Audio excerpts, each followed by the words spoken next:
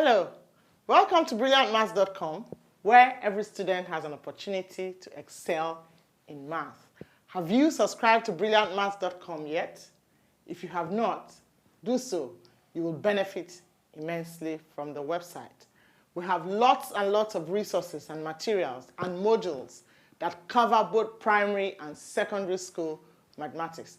Today's lesson is taken from Brilliant Maths Module 1, number work, and we're going to be looking at place value. Place value simply means the value of a digit when it is in a particular position or place. So when the position of the digit changes, the value also changes. So for example, we look at the number 145. In 145, the value of the 1 is 100 because it's in the 100 position. The value of the 4 is 4 tenths. That's 40 because it's in the 10th position. The value of the 5 is just 5 ones or 5 units because that's the last digit. But if you change 145 to 514, for example, all the values change. The value of the 5 now becomes 500 because the position has changed. The value of the 1 becomes 110, and then the value of the 4 becomes 4 units. For example, we have the number 145,673,289. The first 3 columns are the units, tenths, and 100 column. And then the next 3 columns, 1,000, 10,000, and 100,000, they are called the 1,000 period. And then million, 10 million, and 100 million, they are called the million period. These are all singles, unit, 10, 100. Then the next set are all in thousands. So that's a 1,000 period. And then the next 3 are the million digits. So you need to know the position of a digit to know its value. And what we're saying is that when the position of the digit changes, the value will also change. So in this particular number, 9 has a value of 9 units. 8 is 8 tenths, which is 80. 2 is 200. 3 is 3,000. 7 is 70,000. 6 is 600,000 because it's in the 100,000 position.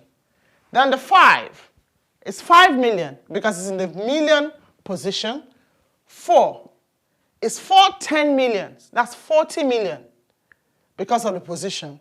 And then 1 is 100 million. So assuming we shuffle these digits and probably move the 9 from the unit column to the million column, then the value changes from 9 units to 9 million.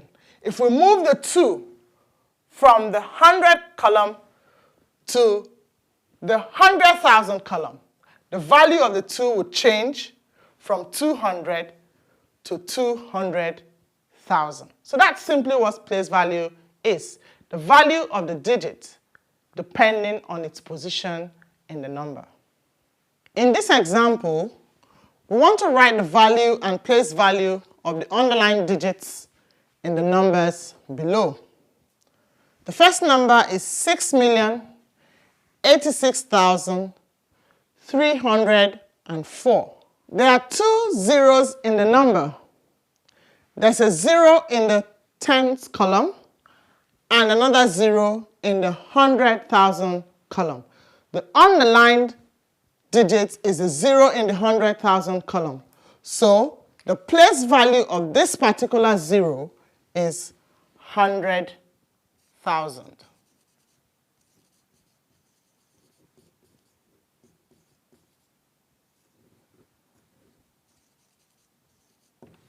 And then the value is 0. There are also two 6s, just to help you understand. The place value of this 6 is million, so the value is 6 million, while the place value of this other 6 is 1,000, and the value is 6,000. So you can see that the position of the digit actually determines the value of the digit. In the second example, the underlined digit is the 7 at the end, and the place value is units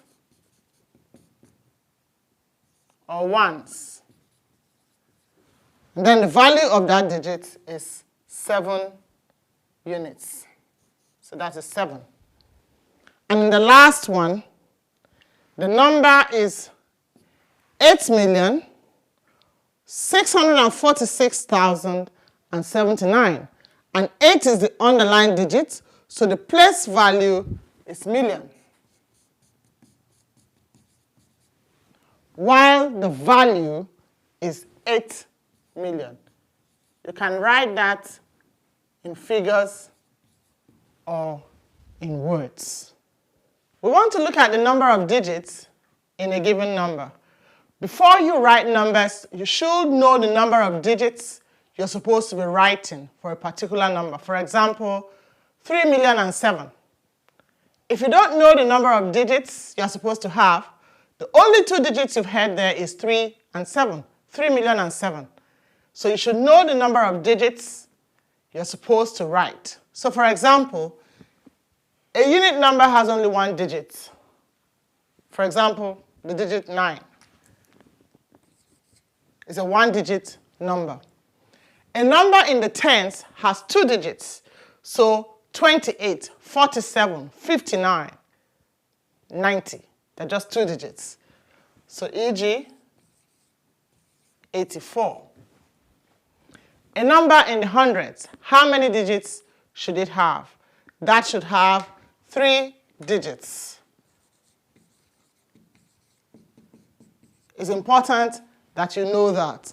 So for example, let's say e.g. 371. So you hear 100, it has 3 digits. What about the number in the thousands? 6,004. How many digits does it have? It should have 4 digits. E.g., 6,004. You've only heard 6 and 4. The rest of the digits are zeros. 6,004. So once you know that the number is supposed to have 4 digits, apart from the digits you hear, the others are zeros. So 6,004. Remember that numbers are written in groups of 3, from right to left. A number in the tens of thousands, which have 5 digits. And an example is 57,211. So e.g., 57,211. And it has 5 digits. 100,000 should have how many digits? 6 digits. Let our example be 410,000, 410,005.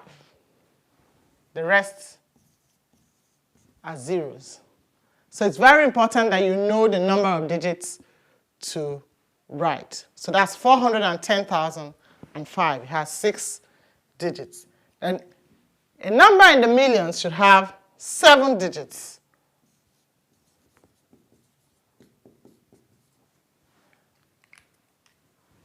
E.g., 5,070,418. 5,070,418.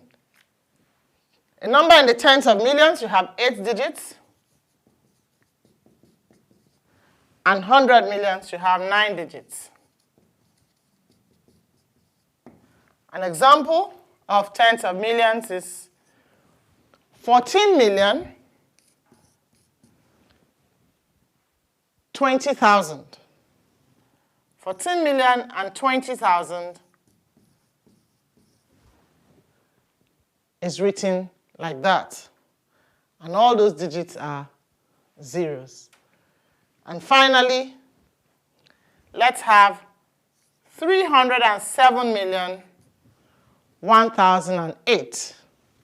So we have 307,001,008. It has 1, 2, 3, 4, 5, 6, 7, 8, 9 digits. Although the only digits you hear is 3, 7, 1, and 8. But it actually has 9 digits. So it's important that you know the number of digits in particular numbers. You should know the number of digits a number is supposed to have to aid you to write it correctly. Here we want to look at how to read and write numbers from figures to words and words to figures. For you to be able to do that, you must be abreast with place value. We're writing from words to figures. 8,600,904. We should know the number of digits this number should have. So we're looking at 8,600,904. Numbers are written in groups of 3. 904, we have 3 digits. 600,000, we have another 3 digits. And then 8 million. So we are looking at 7 digits. So we have 8,600,000. That's 1,000 period. The 904. 904. Very simple. Next, we're writing 304,568,159. So how many digits should this number have? 304 million, that's 3 digits. 568,000, that's another 3 digits. 159, that's another 3 digits. So we are writing 9 digits because it's in the hundreds of millions. So 304 million, 304 million, 568,000, 568,159, 159. So we have written that in figures. And then we want to write from figures to words. This number is 217,034.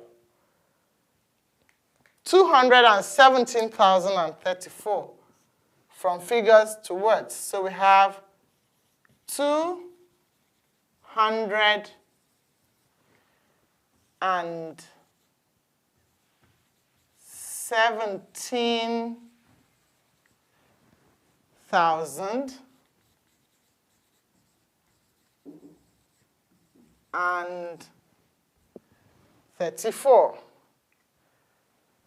So that is 217,034. The next, we're writing 30,027,003. 30,027,003. So we write it as 30 million 27,003.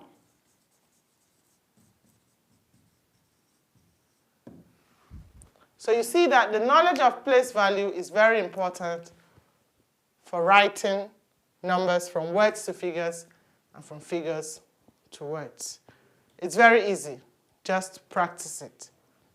We want to learn how to write numbers that satisfy given parameters, that is, some given conditions. So for example, write a 6-digit number with 3 in the thousand place, 4 in the hundredths place, and 1 in the units place. So let's write the first solution. It must have 6 digits. So if the number has 6 digits, it's in the hundreds of thousands. However, 3 should be in the thousand place. So 3 should be the last digit in the thousand period. So I want to take 7 and 5. So 753,000. So 3 is in the thousand place. 401. Because 4 should be in the hundredths place and 1 should be the last digit. 401. This satisfies those parameters. Also, any 6-digit number that has 3 in the thousand place, 4 in the hundredths place, and 1 in the unit place will be correct. For example, 923,461 is also correct. Let's take another one. 3. Let's say 573,421 is also correct. In all 3 answers, they have 6 digits, 1, 2, 3, 4, 5, 6. 3 is in the thousand place, 4 is in the hundredths place, and 1 is in the unit place. So they all satisfy the given parameter. We want to write numbers that satisfy given parameters. In this example, we have digit cards. Can you see the digit cards on the board? 3, 0, 5, 8, 4, 2, 1, 6, and 7. The question says, use the digit cards above to answer the following questions. Example 1. Make the largest possible number. Making the largest possible number is not an open-ended question because there's only one largest possible number. So let's see. If you're making the largest possible number, you're going to pick all the digits and arrange them in order. So we'll start with the 8. Largest possible number. So we have 8, 7,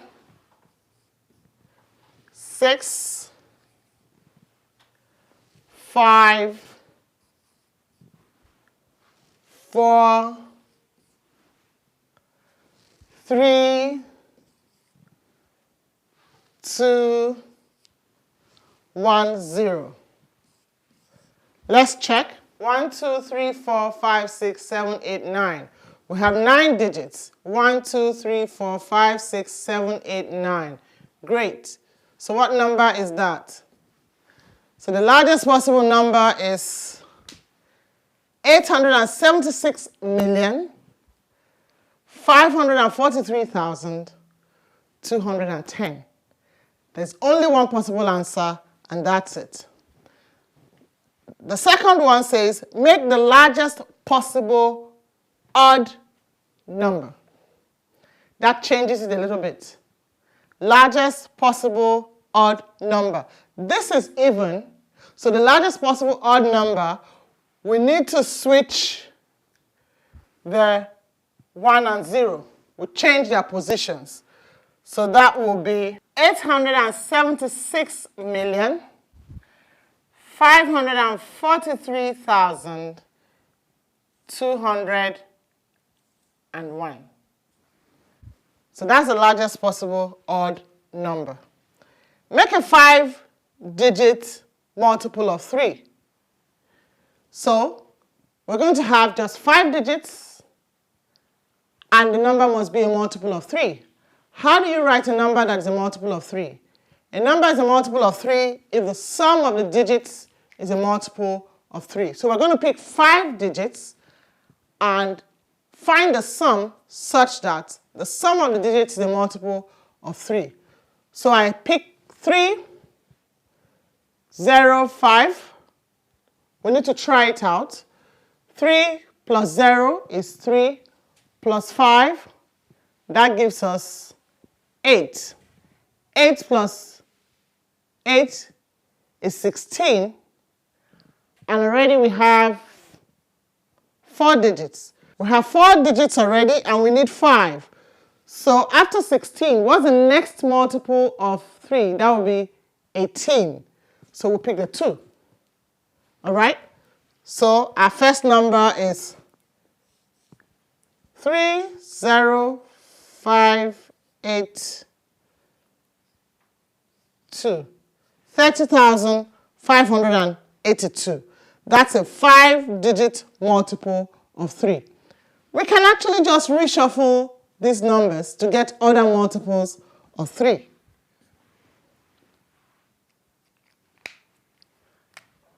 We could take 25,803. As long as the sum of the digits will give you a multiple of 3, your answer is correct if it has 5 digits. So let's see. 2 plus 8 is 10. 5 plus 3 is 8. So the sum is 18. So it's also a multiple of 3. So we have satisfied the parameter. So anytime you have digit cards, play around with it. You can make the smallest possible number. In making the smallest possible number, you just arrange the numbers, the digits, in ascending order. In making the largest possible number, the digits have been arranged in descending order. But to make the smallest possible number, you arrange the digits in ascending order. Here we have a 0. But you can't start a number with a 0. So you will start with the next smallest, which is a 1. So the smallest possible number here will actually be this number backwards. All right? 1, 0, 2, 3, 4, 5, 6, 7, 8. So whenever you have digit cards, play around with them. Now we want to look at the place value of decimal numbers. Example. Write the following numbers on a place value chart. We want to use the place value chart to determine the place value and the value of the digits in these numbers. So first we have 0.32. 0 units. The decimal point separates the whole numbers from the decimal numbers. 0.32. The first column after the decimal point is the 10th column. So the value of this 3 is actually 3/10. That's 3 out of 10. But the place value is 10th. The next column after the 10th column is the 100th column. So we have 2 hundredths. So the value of the digit 2 is 2 hundredths. And then the last column is a 1,000th column. But for the first number, 0.32, it has only 2 digits. The 3 is in the 10th column, and the 2 is in the 100th column. Example 2, 1.245. 1 is in the units column, is a whole number, the decimal point, and then we have 2/10, 2/10, 4 hundredths, and 5 thousandth. That means the value of this 5 is actually 5 over 1,000. The value of the 4 is 4 over 100. And the value of the 2 is 2 tenths. That's 2 over 10. The third example, 23.946. 23. So 2 is in the tens column, 3 is in the units column. The value of the 2 is 2 tenths, which is 20. The value of the 3 is 3 units. Then the decimal point. The value of the 9 is 9 tenths. The place value is tenth. The value of the 4 is 4 hundredths. The place value is hundredth. And the value of the 6 is 6 thousandths. The place value is a thousandth column. Remember that place value is the position. The place value is the position, but the actual value is the digits and the position. So that's 9 tenths, 4 hundredths, 6 thousandths. Talking about their values. And then the last number is 159.02. So 1 is in the 100 column. So the place value of the 1 is 100. The place value of the 5 is tenths. The place value of the units of the 9 is units. The value of the 100 is 100. The value of the 1 is 100. The value of the 5 is 5 tenths or 50. The value of the 9 is 9 ones or 9 units. And then the place value of the 0 is tenth. So the value is 0.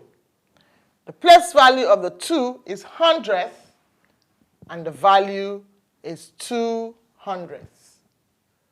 So we have been able to use this place value chart to determine the place value and the value of the digits in these numbers. Now we want to look at adding and subtracting whole numbers and decimal numbers. 143.22 plus 23.557.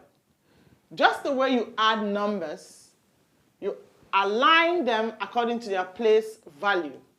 The numbers must fall in order according to place value. It's the same way you add decimals. So for decimals, the decimal points should be on a straight line for it to be correctly aligned.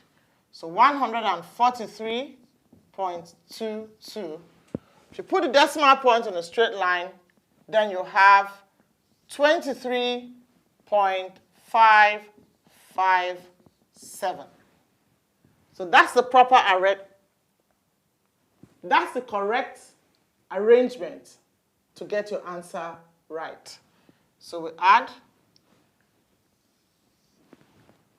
You can write a 0 here as a placeholder.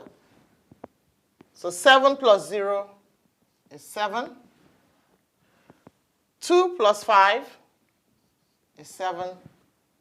2 plus 5 is 7. Decimal point. 3 plus 3, 6. 4 plus 2, 6, and then 1. So the answer is 166.777. Very simple. Just the same way you add whole numbers. Example 2. We're subtracting 9.837 from 53,971. So how do you align this? 53,971 is a whole number, while 9.837 is a decimal number. So watch this.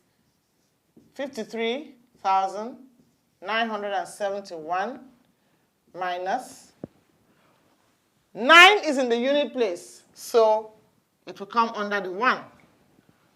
0.837. So you also introduce a decimal point here and then put zeros as placeholders before you subtract. So that's how the work is set out.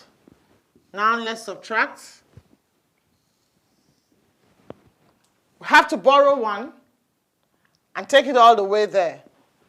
So 1 there, 10, borrow 1, you're left with 9, 10, borrow 1, you're left with 9, 10. So 10 minus 7 is 3. So we're left with 9 here now. 9 minus 3 is 6. And then 9 minus 8 is a 1. Decimal point. There's nothing left here anymore. So we borrow 1 from the 7, and we're left with 6. And the 1 we borrow is 10. 10 take away 9 is 1. And then we have our 6, and the rest digits remain the same, 9. So our answer is 53,961.163. So the addition and subtraction of decimal numbers follows the same pattern as adding and subtracting whole numbers. What you need to do is make sure you put your decimal point on a straight line so the digits are correctly lined. Let's look at how to multiply whole numbers and decimal numbers. For you to be able to do multiplication correctly, you must know your tables. All right? If you have to work without a calculator, you need to learn your tables from 2 at least to 12. Example 1 says 24 times 37. So we have a 2-digit number to be multiplied by another 2-digit number. 24 times 37. So 7 times 4 is 28. And then we carry a 2. 7 times 2 is 14. 14 plus 2 is 16. We need to multiply by 3 now, so we'll put a 0 placeholder because that's actually 30. So 3 times 4 is 12. Carry 1. 3 times 2 is 6. Plus 1, you have 7. Then we add up. 8 plus 0 is 8. 6 plus 2 is 8. And 1 plus 7 is 8. So the answer is 888. Assuming we had 24 times 3.7, just for you to see that it's practically the same. The only difference now is this is 3.7, so it has 1 decimal place. All you need to do is, this is our 3.7, and in the final answer, you count the number of decimal places. So it's 1 decimal place, so you also put that there. So the answer to 24 times 3.7 is 88.8. Very easy. Let's look at the second example. 61.9 times 0.53. When you're multiplying, you don't necessarily have to align your digits. So 3 times 9 is 27. Carry 2. 3 times 1 is 3, plus 2 is 5. 3 times 6 is 18. Do not bother to write the decimal places within the calculation. You will put the decimal point at the end. So the next line, we're multiplying by 5. 0 placeholder, because it's the second step of multiplication. 5 times 9 is 45. Carry 4. 5 times 1 is 5. Plus 4, we have a 9. 5 times 6 is 30. And then we add.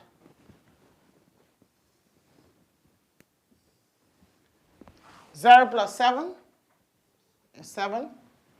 5 plus 5 is 10. Carry 1. 1 plus 9 is 10 plus 8, 18. Carry 1. 1 plus 1 is 2. and finally 3.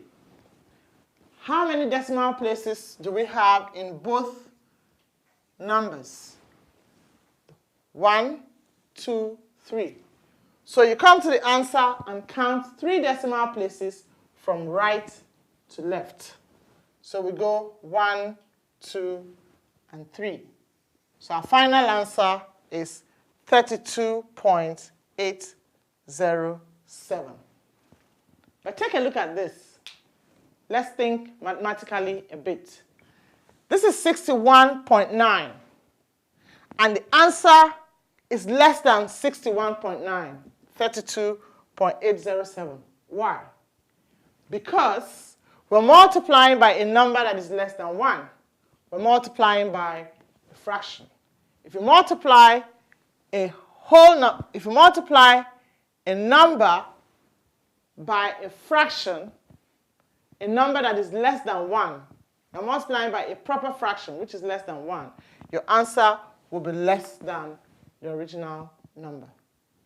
That was just a little tip. We're looking at division of whole numbers and decimal numbers. Example 1, divide 9.1 by 7. So 9.1 is a decimal number and 7 is a whole number. So we set out our long division and we have 9.1 to be divided by 7. 7 into 9, that means how many 7s can you get in 9? And it's 1. We write the 1 directly on top of the 9 to show that we have 1 7 in 9. 1 times 7 is 7, and then we take away. 9 minus 7 is 2.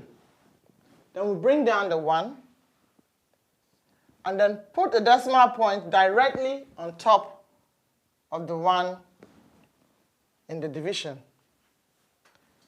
7 into 21 is 3. 3 times 7 is 21. You subtract, and there's nothing left.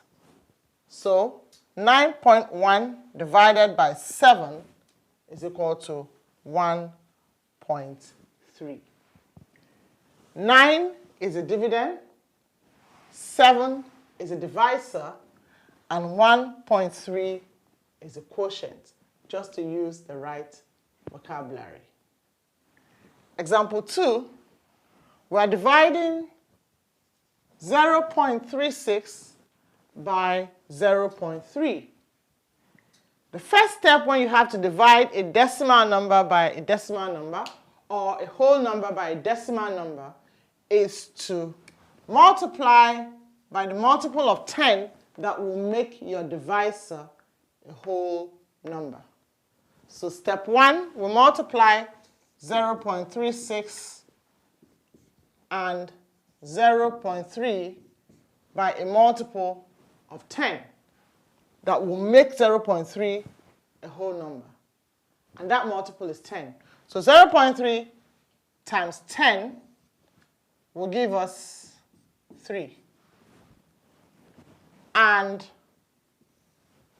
0.36 times 10 will give us 3.6.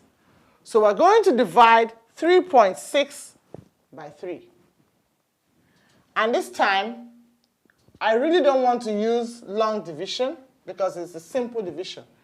So 3.6 divided by 3 is equal to 3 into 3 is 1. 3 into 6 is 2. So our answer is 1.2. What you need to remember in dividing by a decimal number, when your divisor is a decimal number, is that first you need to make your divisor a whole number before you carry out the division. So whatever multiple of 10 you use to multiply your divisor, you will also multiply the dividend by the same multiple of 10. Let's look at groups of numbers. There are several important groups of numbers. For example, we have whole numbers. We all know what whole numbers are. They are simply whole numbers. They don't have fractions or decimals attached to them. So an example of a whole number is 7, 246, 5008, and so on. Next, we have ordinal numbers. Ordinal numbers talk about positions. First position, second position, fifth position, and so on. Then we have counting numbers. Counting numbers are numbers that start from 1 and counting forwards. 0 is not part of counting numbers. The fourth one, we have even numbers. Even numbers are numbers that can be exactly divided by 2, or they can be divided by 2 without a remainder. And they end in 0 or 2, 4, 6, or 8.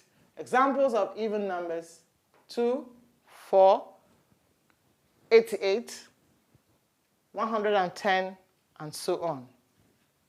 Next, we have odd numbers. Odd numbers will leave a remainder of 1 when you divide them by 2. So when you divide the number by 2 and you have a remainder of 1, it is an odd number. Examples of odd numbers are 1, 9, 287, and so on. Odd numbers end in either 1, 3, 5, 7, or 9. If a number is not odd, then it is even. Next, we have prime numbers.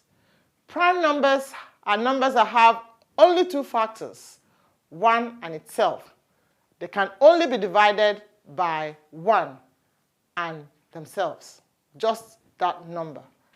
So examples of prime numbers are 2, 3, 5, 7, 11, 13, and so on. Next, we have composite numbers. Composite numbers have more than 2 factors. For example, 6. Factors of 6 are 1, 2, 3, and 6. At least 6 has 4 factors. So if a number is not prime, it is composite. Next, we have square numbers. A square number is a number you get when you multiply a particular number by itself. For example, 4 times 4 is 16. So 16 is a square number. 8 times 8 is 64. 64 is a square number. So examples: 1, 4, 9, and so on. Cube numbers. A cube number is a number you get when you multiply a number by itself 3 times. For example, 1 times 1 times 1. 1 is a cube number, and 1 is also a square number. 2 times 2 times 2 is 8. So 8 is a cube number. Triangular numbers. Triangular numbers form a ray of triangle. You can draw them as a ray of triangle. For example, 3. That is 3 drawn as a ray, a triangular ray. 6 is a triangular number, and that's how it can be drawn. 10, and so on. Then this is an interesting one: palindromic numbers. What do you notice? The number can read the same forwards or backwards. Look at this. 23232. I'm reading forwards. If I read it backwards, it reads the same. 23232. So palindromic numbers read the same forwards or backwards. 16461. That's reading forwards. Reading backwards, 16461. And it's the same. So these are examples of palindromic numbers. Then that brings us to the last one: Fibonacci numbers. Fibonacci numbers are sequences that you get when the sum of the first 2 gives you the third one, and then subsequently the next number is the sum of the two previous numbers. So get this right. 1 plus 1 will give us 2. 1 plus 2 will give 3. 2 plus 3 gives 5. 3 plus 5 gives 8. 5 plus 8 gives 13. So the number is arrived at by adding the two previous numbers. Another example, 2 and 1 are the first two numbers. 2 plus 1 gives you 3. 1 plus 3 gives 4. 3 plus 4 gives 7.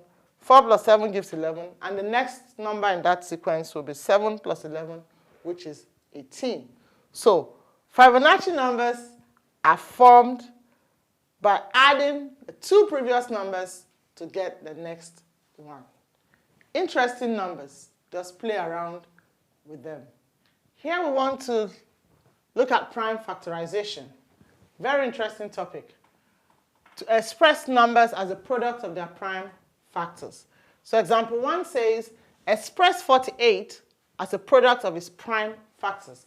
That means we're going to write 48 as a product of not just any factors, using only prime factors. So 48, I want to use the tree method. What are the factors of 48? There are several factors. We could have 12 and 4. You could use 24 and 2, depending on you. 12 and 4. 4 is not a prime number, so what are the factors of 4? 2 and 2. 2 is a prime number, so we circle it. And that brings it to an end on that branch. 12, factors of 12, we have 3 and 4. 3 is a prime number, so we circle it. But 4 is not, so it continues. 2 and 2. Now we have prime factors. So 48 is equal to 1, 2, 3, 4. 2 times 2 times 2 times 2 times 3 as a product of its prime factors. In the next example, I'd like to use the ladder method. Slightly different from this, but it's basically the same. Solution, this time is 180.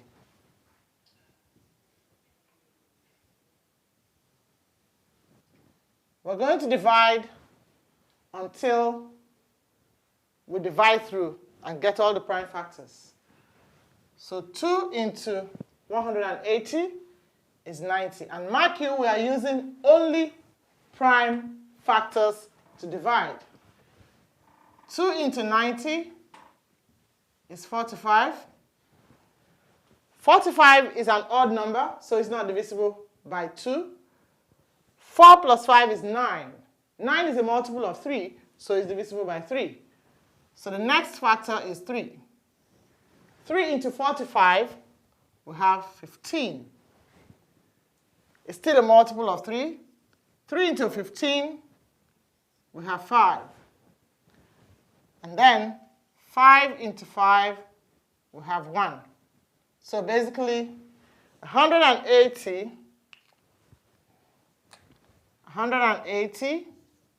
is equal to 2 times 2 times 3 times 3 times 5. I'd like to check. 2 times 5 is 10. 3 times 3 is 9. 9 times 2 is 18. And 10 times 18 is 180. So this is 180 expressed as a product of its prime factors. So we can write it in index form. So it becomes 2. There are two 2's, so 2 to the power 2 times 3 to the power 2 times 5. Very interesting.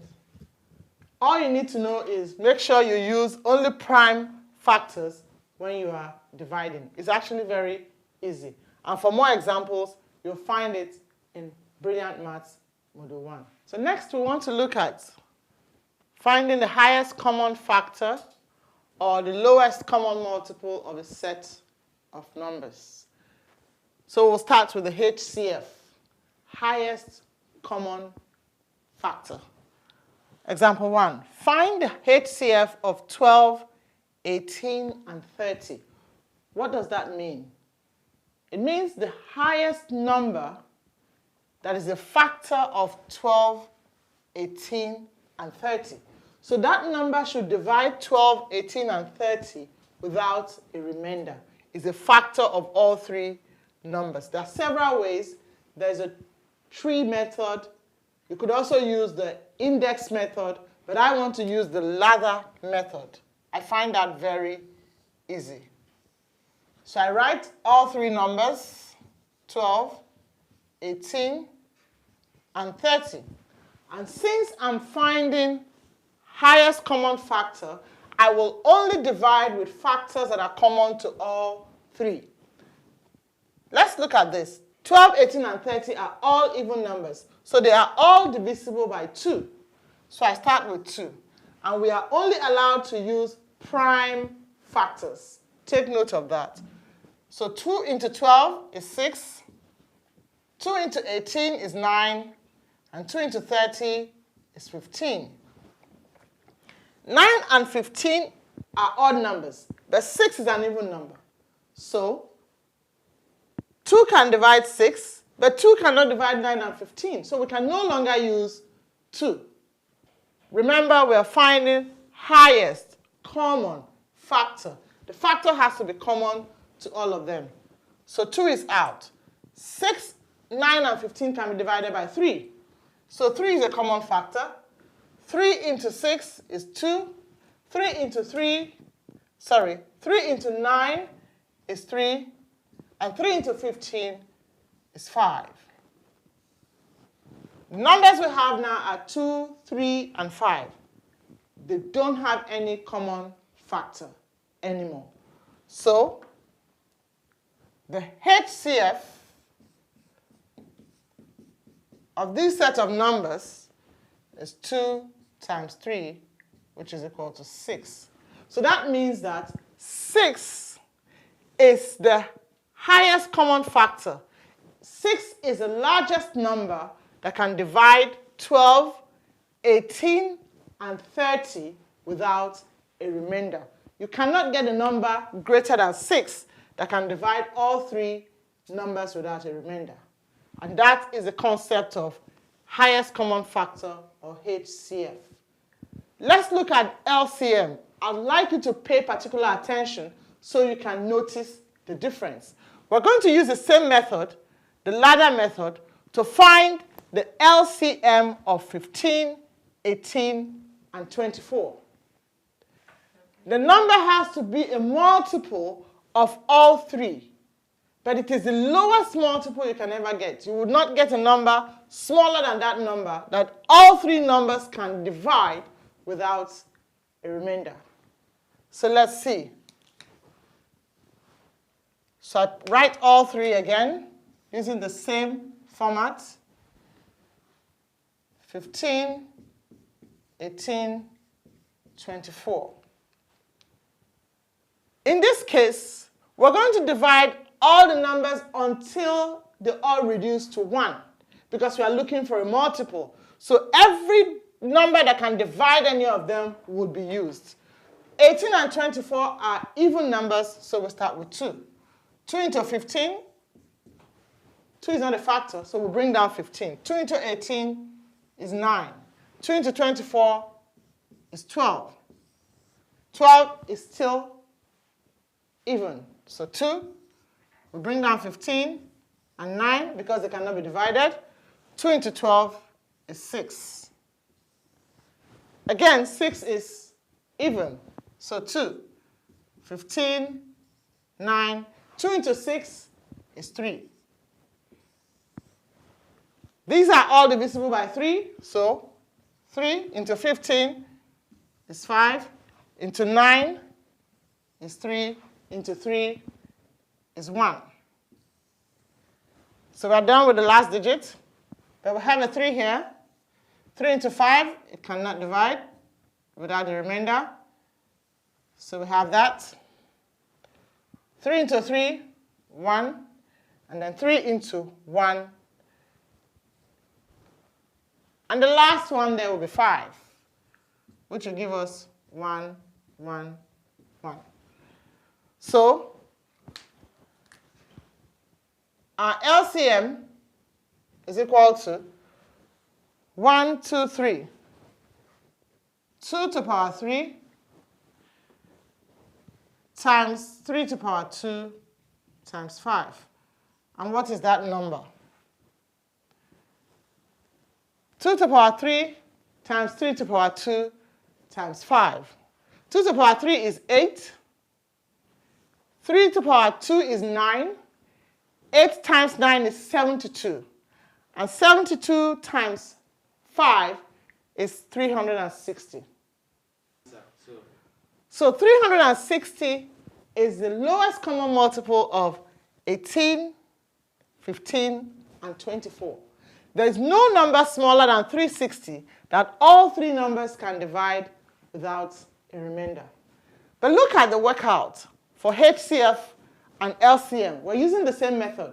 But here, we're dividing by only the factors that are common, because we are finding highest common factor.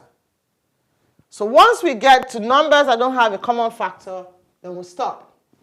But over here, we're dividing by every possible factor, prime factor, until we divide each of the numbers to 1.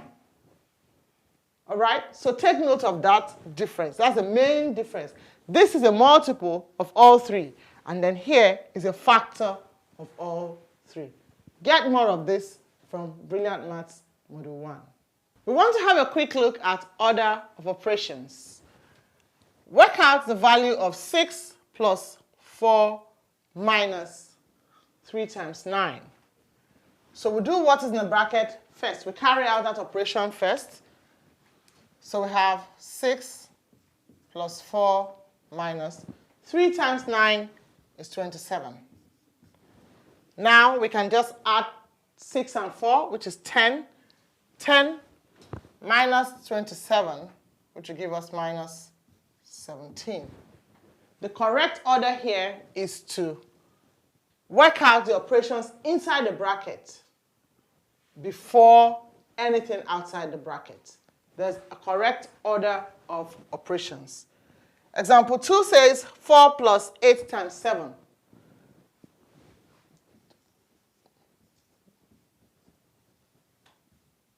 Let's keep this in mind. Board maths. It means bracket first of division and multiplication side by side, addition and subtraction side by side. All right? So multiplication before addition or subtraction. So 8 times 7 is 56. So the next step is 4 plus 56. And our answer is 60. That's the correct order. If you do 4 plus 8 before you multiply by 7, your answer will be wrong. Always keep this order in mind. Example 3.